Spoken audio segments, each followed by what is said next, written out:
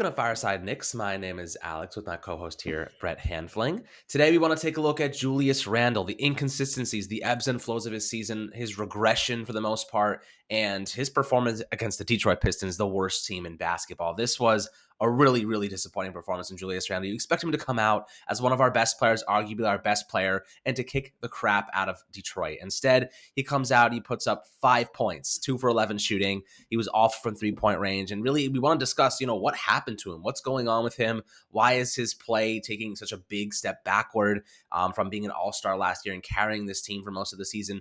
It's kind of bewildering. I don't really know how to diagnose what exactly is going on with him, but I have some ideas and some thoughts that I do want to share, and Brett does as well. Before we dive into it, how you doing today, my friend? I'm doing good. Usually they say a win is a win. It doesn't matter how you get there. Last night is a little bit of an exception. The Knicks played a G League type Detroit Pistons team that is usually the worst team in the league. Plus, they had guys out for injuries and COVID. They had guys in the lineup that the average fan has never heard of.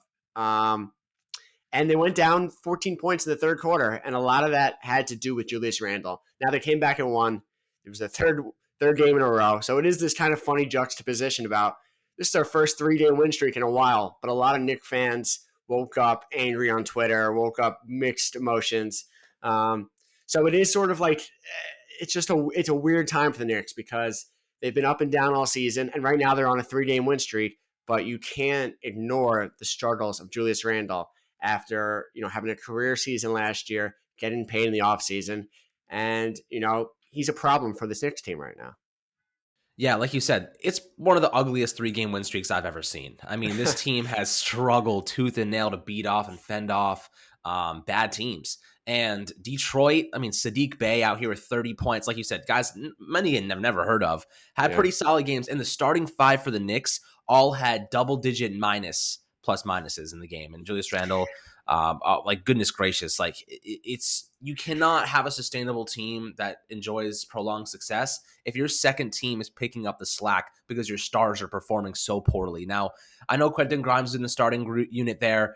He didn't even score a point. He was 0 for 5 from 3. But I think he'll bounce back. I'm not worried about him. He's a rookie. Like, he's allowed to have anomalies like that. He's allowed to have poor games. But when you're Julius Randle, you're putting up 5 points, and you're Kemba Walker, and you're putting up 2 points, you have a significant issue, and it's inconsistency, right? You can't disappear. And when you come to the playoffs, if you disappear like that, you're going to lose. Like, straight up, you're going to get destroyed, and it's going to demoralize you, and you're going to lose the next game. You have to be playing a high-level ball every single night. Go look at LeBron James. Go look at some of these other players. Steph, the rare anomaly they have a bad game, it's so rare, you just don't even think about it. So Julius Randle, what has been his major deficiencies this season? I'd say he's way too in his head. He's really hesitating. His ball protection, the way he's dribbling is so lackluster and lackadaisical. He doesn't really protect the ball. He doesn't get rid of the ball. He holds on to it for way too long at times. His three-point percentage has decreased to about 32.5% from over 40% last year. It's almost an 8% decrease. That is a massive difference compared to last season. His defensive rating went from 106 to 111 now. He has a negative net rating this year. There was one statistic that I think Macri, was it Frank Macri or something on Twitter, posted over 455 minutes. The Knicks are outscoring opponents by 15.9 points over 100 possessions. And that would be a all-time high in different points. And 455 minutes. And just to add to that, 15.9 plus when Randle's off the floor, and they're getting outscored by 6.3 points when he's on the floor. So there's a major difference there. And just to sort of quickly walk through the game last night. So the starters were awful, as we said. The plus minus numbers were some things that I've never seen in my entire life. Every starter was negative. Every bench player was positive. The Knicks went down, I think it was 14 or 15 in the third quarter. They only had 4 points, like with 4 minutes left in the third quarter. And Tibbs brought back the bench. He brought this great lineup of Deuce, IQ, Taj, Obi, and Burks. And they brought hustle. They brought energy. Taj was playing like a rookie who is fighting for his minutes. Burks I love Taj. Taj is great. Burks was giving them the scoring, most of the scoring. Everyone else was playing defense and just sharing the ball. And this bench team came back, and then you started to see on Twitter, is Tibbs going to go back to the starters and Randall, and everyone sort of had that idea, and he didn't. It was the first time in a while that he didn't. He left that lineup on for the fourth quarter, and they won the game, and they actually won the game kind of easily because they were playing such a bad team. It shows how even worse that was for the starters to get beat by that team. But yeah, this was kind of the first game that he didn't go back to Randall. So it's sort of is hinting to a tide shift that at some point Tibbs isn't blind. He realizes Julius isn't playing great. At some point, is that going to start affecting his minutes, his starting spot? It's a tough call for Tibbs. He's in a tough spot, I think. Personally, I don't think it's going to impact his minutes at all because you just gave him a 4-year, $117 million extension. You can't justify decreasing his minutes. However, with that being said, they may be able to mask some of his deficiencies by pairing him with different players. I think that Julius Randle and Deuce would be a good pairing. I don't like the Kemba Walker and Julius Randle pairing is great only when they're scoring efficiently together, right? They're like tied at the hip right now. If one of them sucks, the other one sucks.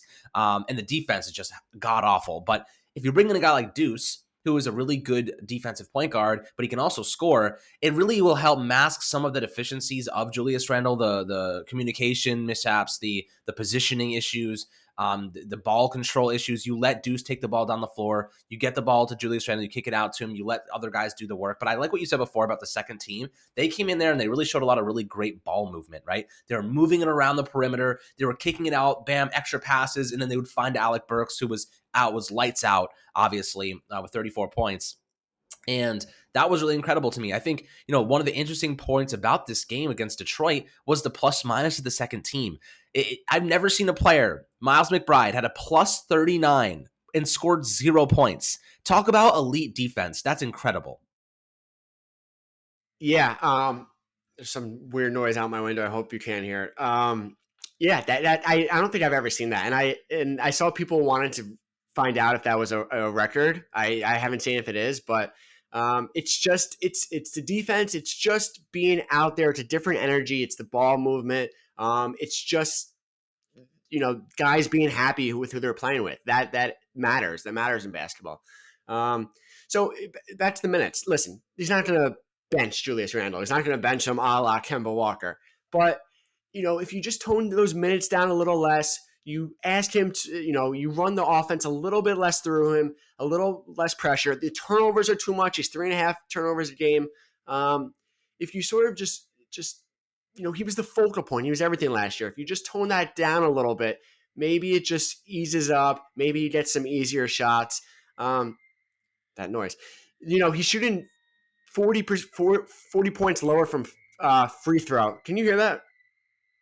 It sounds like a Dementor is about to climb through your window. It's creepy. It is creepy. He's shooting 40 points less from the foul line. That just shows that he's just something's off. He's just not shooting as well. So listen, I saw, you mentioned Macri. He was talking in the post game about how, you think about trading Randall, you think about benching him.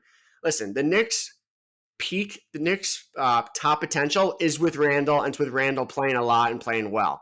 Now, if you just want to, win a couple more games, maybe you bench Randall a little, maybe you don't run the offense through him. But the Knicks at their very best will be with Randall playing well, with RJ playing off of him. You're going to need guys playing defense around him. But, the Knicks won't reach their potential without Julius. Here's the thing about Julius that really kind of annoys me. He doesn't trust anybody, right? He doesn't have faith in his teammates, and it's so obvious because he will back up into isolation. He will stand there for 10 minutes until someone eventually steals the ball from him, comes around. He doesn't have any awareness when he's doing these isolation moves. The problem is, he doesn't trust his teammates to help him score. He tries to do a lot on his own, and it ends up making him look bad. Defensively, I think the positioning and the communication within this team is awful. I think the communication within the starting five has been abysmal. The second unit, however, you bring in Quickly, you bring in Grimes off the bench, you bring in Burks, you bring in Deuce. They're really great on-ball defenders and really good press defenders. They force defenses to rather offenses to make premature decisions. So what I liked about against Detroit, they made them pass the ball prematurely, which then allowed them to pick up steals and do different things and turnovers they forced. It was really good. But the thing is, with the starting five, they give offenses too much room to work with, right? They back off, they collapse, and then guys are open on the kickouts. They just don't have the right energy levels. Now, I know, and I want to give Julius Randle the benefit of the doubt, he is nicked up, right? Tom Thibodeau said he's nicked up. He's dealing with some injury. I don't know how significant it is, but the whole season statistics tell a story that you can't avoid. You can't just ignore the stats because the Knicks have probably only been there for the nicked up, statement has only probably been relevant for a couple days. So you still got to look at the if it's stats. even relevant. I mean, Right, exactly. I don't know. I didn't bring that up because it's an excuse. Maybe it's real. Maybe it's not. I don't know. So I didn't even bring it up. But what the top 3-man rotation in the NBA? I need to double check this because I'm surprised I haven't seen this more, but I did see it before we started recording. The top 3-man rotation in the NBA: Alec Burks, Emmanuel Quickly, and Obi Toppin per 100 That's possessions. interesting. That's interesting. I think that's because all three of those guys bring something totally different, right? Right. Obi Toppin, your big transition scorer, right? Your athletic freak, a transition scorer. Alec Burks can drive to the rim, great mid-range shot, great three-point shooter. Emmanuel Quickly, he's actually developed, by the way. I don't think we've given him enough credit for this. Quickly has developed into a pretty solid defender. Last year, he was a really bad defender. This year, he's come back. He worked all offseason. He looked up to Drew Holiday as a guy that was somebody he wants to model his game after. And damn me, he looks freaking awesome out there as a press on-ball defender. He's really helped this team as a perimeter defense. And I think that, when you look at all those guys, like you said, the top 3-man rotation, they all bring something different. They're all becoming pretty solid defenders. Alec Burks is an average defender, and I think that's all they really need. Quickly has become a pretty decent on-ball defender. Obi Toppin, his rebounding isn't that great. His positioning, his physicality is not great, but he's getting better. He's learning the system. He's learning how to play defense at a professional level. I just confirmed it. Yeah, they're the top net rating threesome in the league. After that, it's George Hill, Drew Holiday, Grayson Allen, and then Steph Curry, Draymond Green, Gary Payton. And then there's a Giannis lineup and another Steph lineup. But yeah, those three. Oh wow, this one has Taj, Obi, and Quickly as the top net rating. They might have not hit the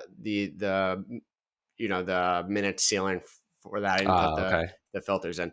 But yeah, these guys off the bench, they care and they're playing well. So as mixed feelings I have about Julius and RJ right now.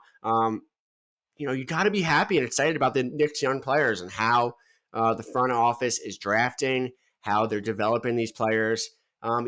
You have Quickly, Obi, Deuce, Grimes, and I could throw RJ in there, but he's a little different animal. All those other guys, we didn't expect as much going into the season. They're all delivering. Right. And before we wrap this episode up, I do want to put out one more thing about Julius Randle. I like Julius Randle. He's not a player that I'm like, I don't like Julius Randle. I think he's awful. I think he's a ball hog. I think he does this. What I think is that he doesn't have the right mentality. I think Julius Randle with the right mentality is a different player. Last year we saw a different player. Like straight up, he was a different player, right? Whatever he was doing was different. The way he was approaching the game was different. This year, an underdog mentality last year. Did exactly. This year, I feel like he has an ego. I feel like he expects too much. He's not like I gotta deserve this. I gotta earn this. He's going into it like I've already earned it. I've already gotten it. Like it's not yours yet. Every season is brand new. You gotta have that hunger within you, and I think he has it. I think it's just he needs to tweak it. And it starts with the Knicks, and this is the biggest miss the Knicks really made this offseason. They should have went out and got a star. They should have pushed hard for a star to pair with Randle because it doesn't, it could have been a trade, right? It could have been a trade. Okay. Let's just say like they still have time to push for a star. That's why they have Randle on this big extension, right? And I think they anticipate to do that. Fournier. Yeah. And Fournier. Well, that's the thing. I thought that Fournier was a mistake from the get-go. I never liked Fournier. I thought that the Knicks were looking to provide more offense when Tom Thibodeau loves defense. I thought that there was some sort of miscommunication there that Fournier does not play defense. He's never been a good defender. He's always been a great sharpshooter, great shooting, kind of small forward shooting guard blend. But the issue is the Knicks, And Thibodeau, if they're not playing strong defense, they can't win games against better teams. Their defense is everything. They have to play with intensity. I think Fournier, I actually was one person that was advocating for the return of Reggie Bullock, because I think the Knicks needed that true 3-and-D player. I think Quentin Grimes can be that, but Reggie Bullock had something that not many of the Knicks players have: the ability to get in the right positions at the right times and knock down shots. That's all he was supposed to do: play good defense and get into good spots to hit 3-point shots. And he did that at a really great level. And I think, or at least a level that was competent enough. That's why I advocated for him to return. And he would have been, I think, way cheaper than Fournier anyway. I think he's making like $10 million a year and Fournier's making 16. The contract for Fournier is looking like one that we might have to get rid of at some point, because I just don't think he is good enough defender to be an impact player for this team over the long term. But if the Knicks can go out and get a superstar who plays good defense and plays good offense, and to pair with Julius Randle, and you have Fournier as your sharpshooter, you can mask his deficiency a little bit in that area. But I also would like to see Deuce McBride replace some of Kemba Walker's minutes. I like Kemba. I just think he's wildly inconsistent. It was only a matter of time before he came crashing back down to earth. But I do think Deuce McBride and Julius Randle might be a better combo than Kemba and Randle at times, because Deuce, the defense he provides, is so underrated. All right, let me leave you my parting shot. All that's true. There's things to be, concerned with, stressed out about. People are pissed. The Knicks are on a 3-game win streak. We're playing the OKC Thunder, and then we're playing the Toronto Raptors. 2 beatable teams. We could pop off a 5-game win streak right here in the middle of the season. So who knows? Maybe that will turn sort of the spirits and the whole attitude of the team. Yeah, absolutely. And I'll say this: Julius Randle, give him a rest day. Rest him Yeah. against And Oklahoma Kemba. City. And Kemba. By the way, Kemba shouldn't have played last night. Back to back, he played a bunch of minutes on the Christmas Day game and the game before versus a crappy Detroit team. They should have sat him, but that's too late. I would give Julius a rest and sort of get back in the flow of things. Absolutely. I think that's the right move. But guys, hope you enjoyed this episode of Fireside Knicks talking about Julius Randle. Would love to hear your comments on the YouTube channel. Make sure to like and subscribe. As always, we've been going to be producing a lot of content in the coming weeks here as we get closer to the trade deadline and rumors start to spur. I think it's going to be really exciting and fun. It's going to be a really, really fun season. We still have a lot of basketball left. The Knicks are still plenty much. They're in the play-in tournament. If it was to end today, I think they're in the 10th seed, maybe the 9th seed. 9 now, yeah. They're the 9th seed. So we have plenty of time to climb back into that 6th seed, and we don't have to play in. I think we're only 2 or 3 games behind. So we got plenty of games left, plenty of optimism and hope. And hopefully maybe the Knicks can go out and get someone big at the trade deadline, maybe like a Miles Turner. We don't know yet. And I definitely want to have the conversation in the future about Mitch Robinson, if he's a trade piece. So I think that's an interesting conversation to have in the coming weeks. But hope you guys enjoyed, and we'll catch you guys on the next Fireside Knicks episode. Take care.